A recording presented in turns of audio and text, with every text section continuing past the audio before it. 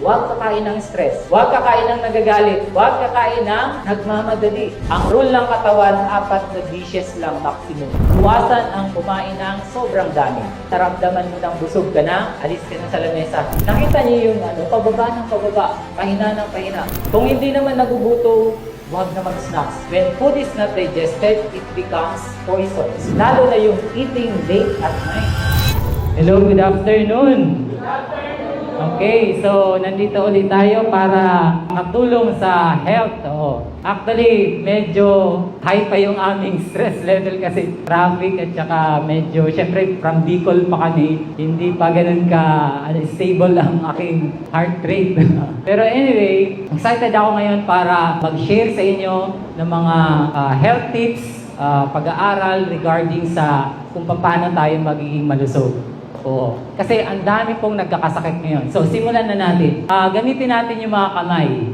Reflexology. Okay. So, ito po yung ating reflex point sa stomach. Pakipisil nyo po. Press and rotate. Huwag yung sobrang lakas, pero pag walang pain, lakasan nyo talaga. Kasi, depende sa intensity ng pain yung bara sa stomach. Okay? So, try nyo pong pisilin dito sa bandang ito. Masakit po ba?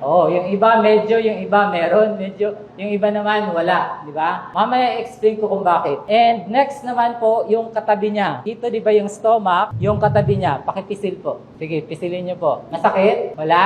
Yung iba meron, yung iba wala. Yan po naman ay sa kidney. Okay? Then dito naman po tayo sa bandang gilid. Kaliwang kamay. This is heart. Sige, pisilin nyo po. Press and rotate. Kung walang pain, lakasan nyo para magkaroon ng pain. Pero kahit anong lakas nyo, kapag walang problema sa heart, walang nakakabara, wala talaga. Walang problema sa heart. Okay? So, segundo lang po ito na assessment. Without yung mga kung ano-anong assessment sa hospital, mabilis lang to, di ba? Then, kanan rather. Kanan naman po, liver. Sige, pisilin nyo po.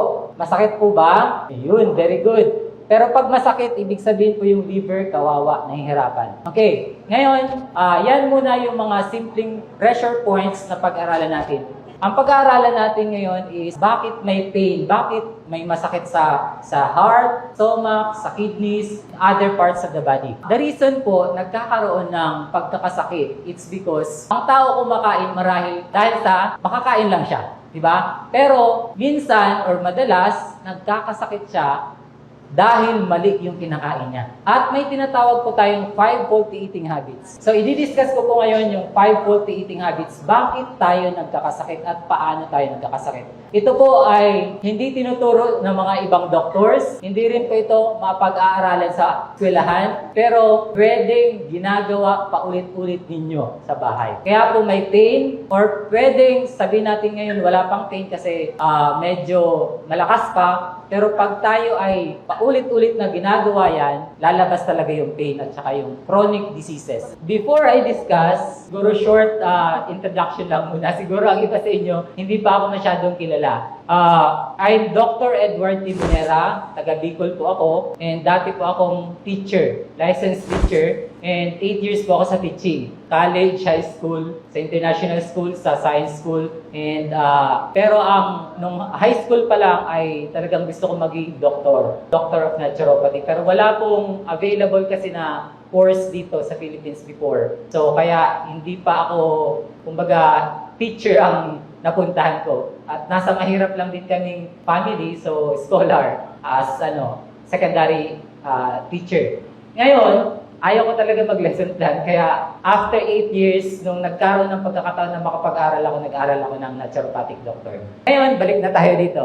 So, 5 faulty eating habits. Ano ba yung mga simpleng bagay na nagpapasakit sa atin?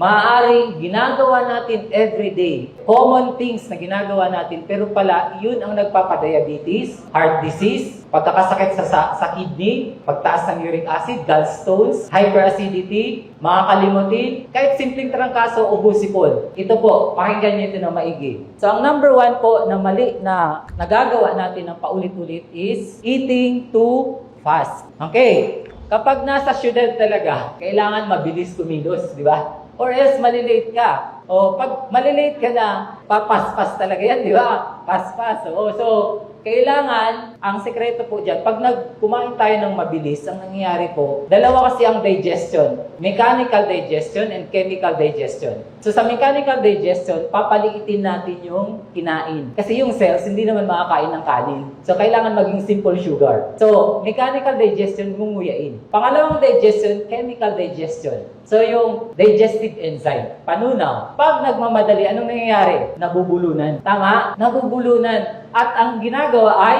inom ng tubig. Minsan, hindi man nga nabulunan at ang sinasabi ng mga nanay, uminom ng tubig pagkatapos kumain. That's a very wrong practice. Why? Pag tinubigan mo ang digestive enzyme, ano sa tingin niyo mangyayari? Lusaw. Sa tingin niyo matutunaw pa? Hindi 100%. Imagine niyo yung gasolina, tubigan natin yun. Hindi magiging effective sa makina yung gasoline. The same thing inside our body. Huwag tayong iinom agad ng tubig during the meal and right after the meal. Ang tanong, kailan ang tamang pag-inom ng tubig? Actually, ang pagkain natutunaw sa tiyan 2 hours. So, ang kinakaano talaga 2 hours. Pero pag hindi kaya, 30 minutes minimum. Pwedeng 1 hour or 2 hours. Pero para maiwasan po na hindi tayo mauhaw during the meal, relax, masaya. Huwag kakain ng stress. Huwag kakain ng nagagalit. Huwag kakain ng nagmamadali. Or else, hindi po yan magsisikret ng saliva. Ang saliva natin, mayroon pong thiamine, salivary amylase. Yan po ang tumutunaw, 50% ng carbohydrates. Marami ang nagkaka-diabetes dahil dito pa lang hindi natunaw ng maayos. So, anong nangyari? Hirap ang pancreas. Okay? So, doon pa lang, pwede na ang magka-diabetes. Lalo na pag ang kinakain white rice, white bread, white sugar. Okay? Kailangan whole food. Ibalik natin yung mga root crops, unpolished rice, black rice, brown rice, red rice, etc. Rolled oats. Okay, so iwasan natin ang hurried eating, nagmamadali.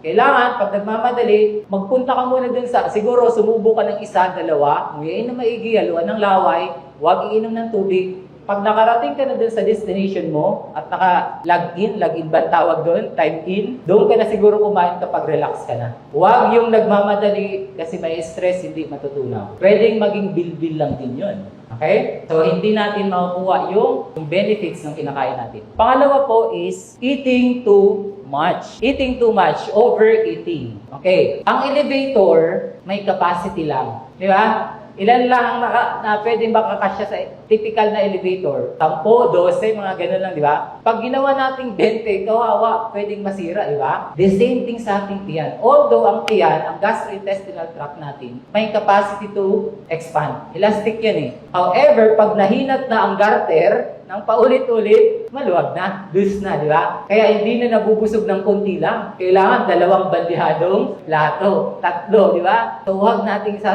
sasanayin yung ating sarili sa overeating. Ang overeating, ang nangyayari po dyan, yung, let's say, ito yung ating enzyme. For example, ito yung ating enzyme. Pagkain rather. Ito yung kinain natin, itong rectangle. Yung amount ng enzyme natin is ito lang, yung may red. So, ibig sabihin, ito lang yung nahaluan ng enzyme, digestive enzyme. This food will be food for the bacteria. Food for the bacteria. Pagkain na siya ng bacteria. Bakit? Kasi hindi naman siya matutunaw eh. Ang dalawang bagay na nilagay ng Panginoon sa gastrointestinal tract natin is enzymes and bacteria. So, ang ginagawa niyang enzymes, taga-tunaw. Ang ginagawa ng bacteria, taga-linis ng natira. Okay? Janitor siya. Ngayon, ganito yun. Pag kumain tayo ng napakarami, let's say may handaan, tinikman natin 12 na ibang menu. Hindi mangyayari na matunaw yun. Dyspepsia. Ang rule ng katawan, 4 na dishes lang maximum. Pag 5 dishes na, iba't ibang preparation na pagkain, dyspepsia or hindi na matutunaw yung pagkain. Fermentation or pangangasim. Kaya iwasan natin. Kapag kumain tayo ng napakarami, pwede maging hyperacidity. Pag paulit-ulit, hindi naman yan mangyayari sa isa lang. 2, 10. Dekada po yan. Minsan, taon. Let's say, 5 years mo nang paulit-ulit ginagawa. Kaya nagkakaroon ng hyperacidity. Okay? So, again, pag may mga undigested foods, magiging pagkain ng bacteria. Yun yung function nila. Ngayon, tandaan natin, 85% ng ating gut microbiome is good bacteria. Good bacteria. Ang bad bacteria, 15% lang po. Ngayon, pag pinakain mo ng maraming pagkain ng bad bacteria, matatalo to. Ang immune system natin, babagsak. 70 to 80% ng immune system natin nakadepende sa accurate balance ng gut microbiome. Pag sinabing gut microbiome, yan po yung mga mikrobyo na nilagay ng Diyos dyan. Kasi taga-breakdown yan ng food para maging nutrients and ma-absorb kaagad ng katawan. Okay? So, iwasan ang kumain ng sobrang dami. Okay? Kapag, sabi ng isang longevity doctor, kapag sa unang pagkakataon naramdaman mo ng busog ka na, alis ka na sa lamesa. Ibig sabihin, 75% full na yung tiyan mo. Kailangan may allowance pa para makagalaw. Okay? So, yun po. Next, number 3, eating too often. Ang eating too often or madalas kumain or kain ng kain, yan po yung snacks. Lahat ba nag-snacks? Lahat ba? Taas ang kamay, huwag mahiya. Nag-snacks ba kayo? Yes. Oo, lahat. Oo. Pero alam nyo po, ang snacks hindi po maganda. Bakit? Explain ko sa inyo. Illustrate natin. Kapag po tayo ay nagsaing ng kanin, in the middle of boiling, nakulo na yung kanin, naglagay ulit tayo ng bigas. Ano ang mangyayari sa niluto? Ang term namin dun is lat-ok. Parang iba parang basta hilaw talaga siya. Madali pating mapanis. The same thing happens when we do snacks. Ano yung dapat? Ganito yun. Ang katawan natin, 3 times a day lang dapat kumakain. And sa ating panahon na, di ba, ang edad ni Adam, 20 times ang vitality, brain nerve power ni Adam. Lahat ng bodily processes nakadepende sa brain, sa lakas ng brain. We call it vitality. Ngayon, ang edad ni Adam, nakita nyo, 930. Oo, si Eva, 912 I think.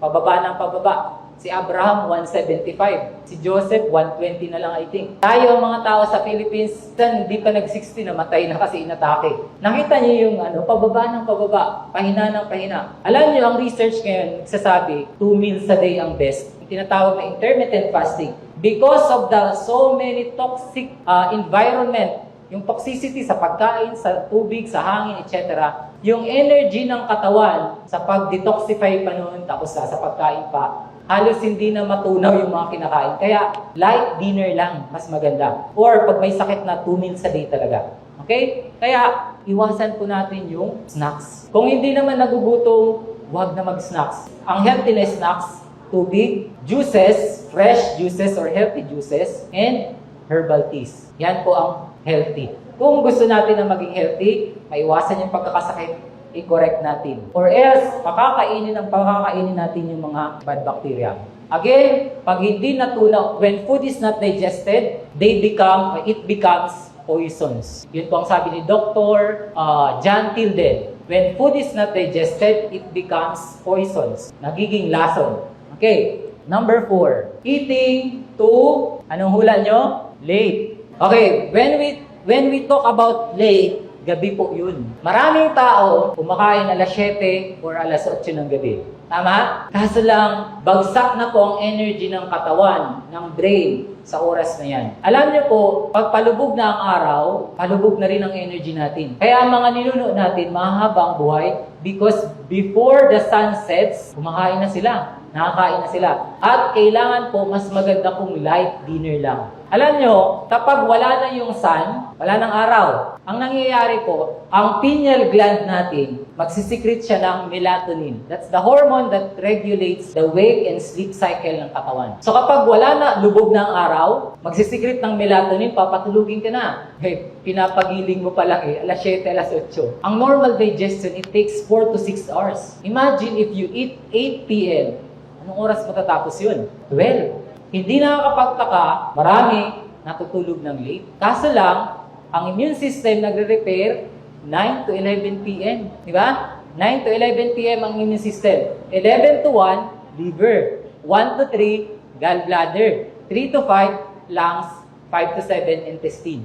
So may mga oras yan. Pag gising ka dyan, hindi nakaka-detoxify yan. Hindi nakaka-repair. Hindi nakaka-recharge. Di ba? So kawawa yung katawan. Pero again, it will not happen yung side effect o yung pagkakasakit in just 1 year na pag-abuso. No.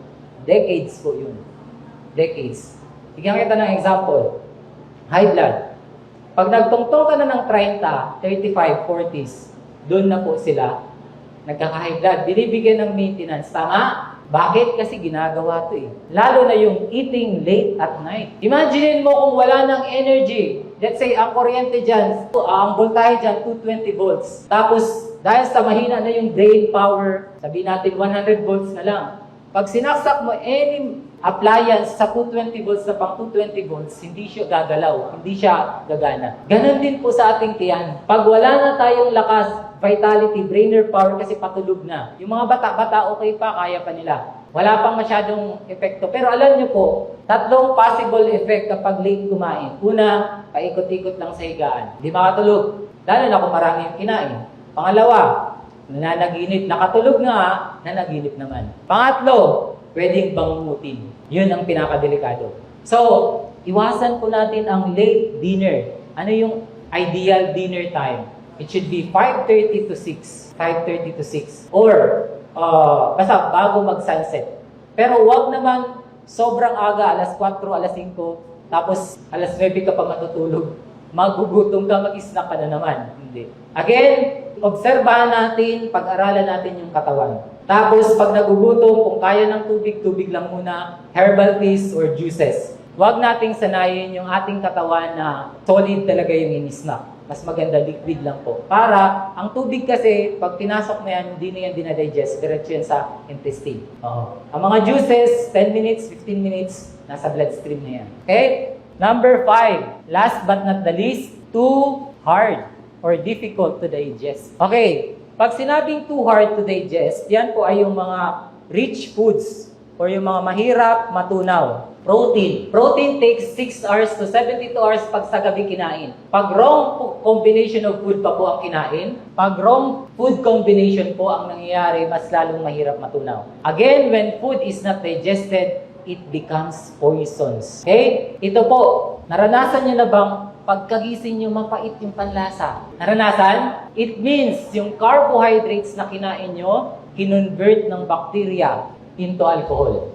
Sabihin mo, Dok, hindi naman ako nainom. Yes, wala namang iniinom na alcohol. Pero kapag ang mga 5 faulty eating habits na to ginagawa, pwedeng maging alcohol yung carbohydrate. Pwedeng maging beer. Pwedeng maging, alak. Magiging alak talaga siya. Pwede siyang maging acetic acid. Pag ang protein naman hindi natunaw, ang nangyayari po, nagiging maasim. Panlasa, kinabukasan. Nagburp, maasim. Bakit? Kasi yung protina na hindi natunaw, naging iba't ibang klaseng acid. Tandaan nyo, kapag may mga leftovers sa pagkain nyo at isang linggong iniwan nyo, sabihin natin mga karne, mabaho, di ba? Ganon ang nangyayari dito sa tiyan, sa ating bituka. And we call it mucoid plaque. Mucoid plaque. Ano ba yung mucoid plaque? From the word mucus, tumigas po yung mga waste products na nabalutan ng mucus. And over decades, yan po ang nagpapasakit sa atin. Kaya tayo may high blood, kasi nakarating na. Alam nyo po, ang bituka natin, ganito yun. Magkamukha po yan sa brain. Kung ano yung ibinara sa bituka, ganon ang binabara sa brain. Kaya naglo-loading. Minsan ang memory poor. Minsan ang concentration, ang productivity, mahina. Why? May mga bara. Yan, may mga toxins, waste products. So tandaan nyo po, sa first principle of nature cure, disease is just accumulation of waste products. Disease is just accumulation of waste products. Pag natambakan tayo ng dumi sa ating bituka, yan din po yung ma-absorb papunta sa dugo, sa bloodstream. Toxins. Kaya po nagkakaroon ng heart disease because of inflammation. Pamamaga. Bakit may pamamaga? Kasi may toxins. Nai-injure yung ating katawan. Yung organs. So, yung uric acid, saan nanggaling? Diyan din po sa mga dumi. Tandaan natin, ang bituka is the portal. That's the boundary between the digested foods going to the bloodstream. Kapag madumi yan, yung dumi kasamang pupunta sa dugo. Yung cholesterol kasamang pupunta doon. Alam niyo po kung sino nag-manipulate ng cholesterol? Liver. Pag sobrang burdened ang liver, pag pagod na pagod siya, processed foods, fatty foods, fried. Alam niya natin yung mga unhealthy. Soft drinks, mga matamis sobra. Yung mga extra fats, cholesterol, triglycerides, diretso yan dito. Pag tumigas yan, minsan na-absorb na yan, papunta sa dugo. Kaya yung sa blood chem, mataas nga yung LDL, bad cholesterol. Bakit? Dito yan nagsimula Sa bituka, naglilik papunta sa dugo. Nakarating sa heart attack. O kaya naman ay high blood, di ba? So, pag nakarating sa brain, stroke, di ba? Gusto ko magkaroon tayo ng open forum, question and answer para karoon ng interaction. Ayoko kung ako lang nagsasalita. Okay? So, ngayon, ang pinakasagrado sa lahat ito, linisin natin to. Kasi lahat ng sakit, 90-95% sa bituka nagsisimula. Kapag malinis yan, malakas ang liver, according kay Dr. Edward Group, lahat ng pagkakasakit, dalawa lang na organ ang pinaka-importanteng linisin. First, heal and cleanse the gut. Second, heal and cleanse the liver. Ang dami ng function ng liver. So, again, ulitin ko, ito po ang mga simpleng ginagawa natin kung bakit tayo nagkakasakit. Either trangkaso man yan o busipon, or malala, cancer, diabetes, stroke, dito lang din po yun. Alam natin, ang simpleng rule ng katawan, input, output. You are what you eat. Sabihin man natin, oh, Doc, healthy na yung kinakain ko, more on gulay. Pag late dinner naman, when food is not digested, it becomes poison. Okay? So, may questions po ba? Gusto kong magtanong na yung mga audience. Sige, go. Maraming salamat, Doc, sa learning sa today. Ang question ko lang is, what would you advise somebody who has no more gallbladder in terms of food intake? Okay, magandang tanong. Oh, si Sir. Okay, wala nang gallbladder. Alam niyo po, before I answer that, according sa research ng isang university, kapag natanggal na yung gallbladder, mas mataas ang risk na magkaroon ng colon cancer. Kasi, alam niyo po, ang gallbladder, nagsisecrete siya ng certain chemical na nakakapagpadumi tayo. Kapag kumain tayo ng protein or fatty, dudumi tayo. Let's say, milk, warm milk. Mapansin niyo, dudumi tayo nun. Ngayon, ang tanong ni Sir, ano yung magiging advice ko dahil natanggal na yung kanyang gallbladder? Healthy fats ang kainin niyo po.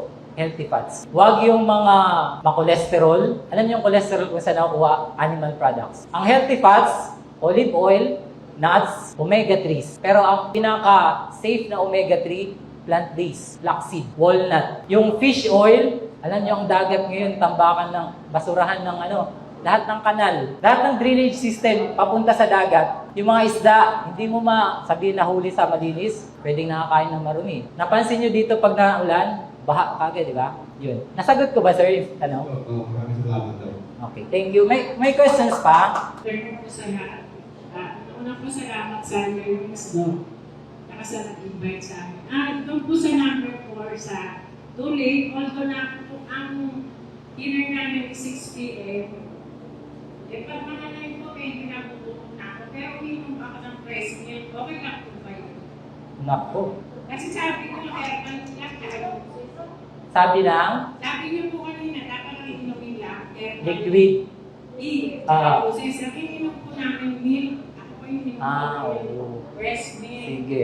Magandang tanong. Okay. Alam niyo po, ang milk is a protein. Nabanggit ko po kanina, protein takes 6 hours to 72 hours bago matunaw sa gabi. When food is not digested, kung ang pagkain hindi natunaw, it will become poisons, nagiging lason.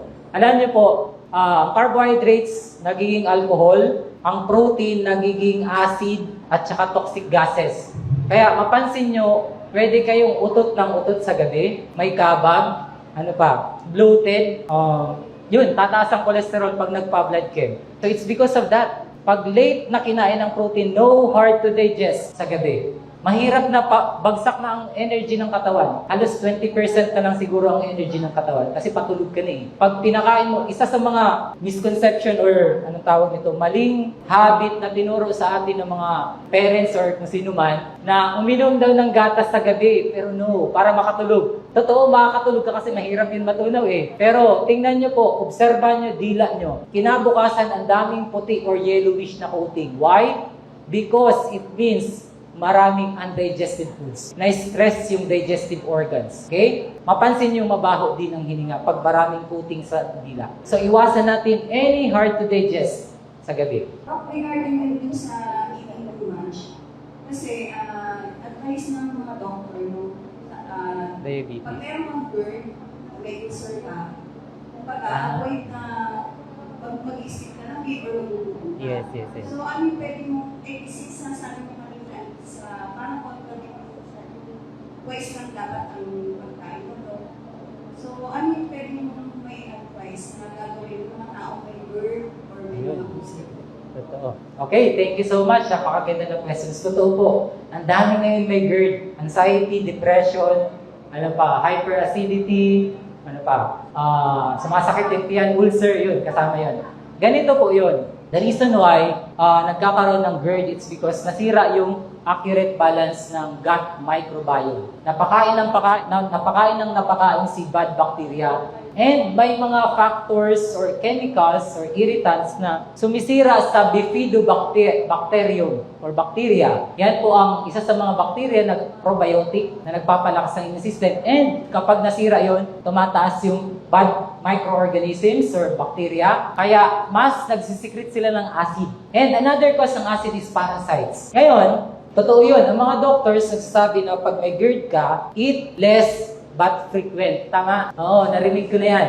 Eat less but frequent. Pero hindi po ganun ang disenyo ng Panginoon. Kasi mapapagod eh. Imaginein mo yung kayang gawin ng isahan lang, tapos iutay-utay mo, parang sayang ng oras mo dun eh. Hindi ganun ang disenyo ng katawan. Ngayon, sa medical kasi, they are just addressing the symptoms. Kung may GERD ka, may ulcer ka, masakit yan mo, susolve agad nila without identifying the root cause. Hindi nila inaalam yung pinagmulan, yung pinakaugat. Kami, sinusolve talaga namin, dinidig out namin, saan ba yung pinagmulan nito? Tinotroubleshoot namin. Ngayon, may mga bagay na hindi ko pwede banggitin dito sa live. Ganito, kapag may hyperacidity, kailangan i-cleansing talaga yun. May mali silang nagagawa paulit-ulit, may nakakain silang paulit-ulit na mali, kaya paulit-ulit din yung sakit. And nagiging drug-dependent na rin sila, lifetime. Oo. Kasi ganito yun. Kaya nagkasakit kasi may mali nang nagagawa. May maling nakakain, may maling lifestyle. Pag hindi yun naituro ng doktor na i-correct, hindi yun gagaling. Aasa lang yun sa gamot or sa machine. Kaya yung dialysis, lifetime ng dialysis. Di ba? Yung mga nag-i-injection sa insulin, lifetime na rin. Kasi hindi naman kinorek yung wrong habits and diet. So, may online consultation kami. Pwede po kayong mag-contact sa akin or kung paano tanungin natin si Coach Angelo. May mga katuwang tayo dyan para maganda pa-online consultation, mapakonsult sa akin. Kasi yun ang trabaho ko, ang pinaka-favorite ko, chronic diseases. Stage 3, stage 4 cancer, hinahandle ko, CKD, gallstones, high blood, diabetes, etc. So, cleansing and detoxification kasi ang pagkakasakit, again, pagtabak ng dumi, kailangan i-detoxify, kailangan i-flush out. I-cleansing natin to. Yun ang gagawin natin. Dok, na-share na ako kasi nakapakinig ko every Wednesday natin. No? Before kasi na-hospital pa ako dahil dyan sa GERD na yan. Since na sinunod ko yung mga tinuturo nyo, ngayon talagang hindi na ako sinusunod yung GERD ko. Niles ko yun yung pagkain ko. Kasi noon parang masarap kasi kumain, di ba? So, niles ko yun. Ang napansin ko, hindi na sinusumpong yung pating acid reflux, wala na yun. Okay. By the way, isa pa, follow-up ko lang. The reason why secret ng over-acid, it's because many people eat. Maraming tao kumakain anytime. Kahit anong oras. Pag may kain, snack, kain na. Nasisira yung routine, yung regularity ng tiyan. Alam mo, pag ngayon natulog ka alas 9, or sabihin natin alas 12 ng gabi, ngayong araw, mamayang gabi, kinabukasan, gusto mo matulog alas 8, hindi ka makakatulog. Alas 12 na rin yun. Bakit? Yun na yung nagiging routine eh. So kapag nasira yung, let's say, eating anytime, often, yun nakakapagpa-acid yun. Soft drinks, nakakapagpa-acid. Sugar, nakakapagpa-acid. Yung mga refined carbs, nakakapagpa-acid. Maraming factors po yan. Tinuturo ko po yan sa consultation.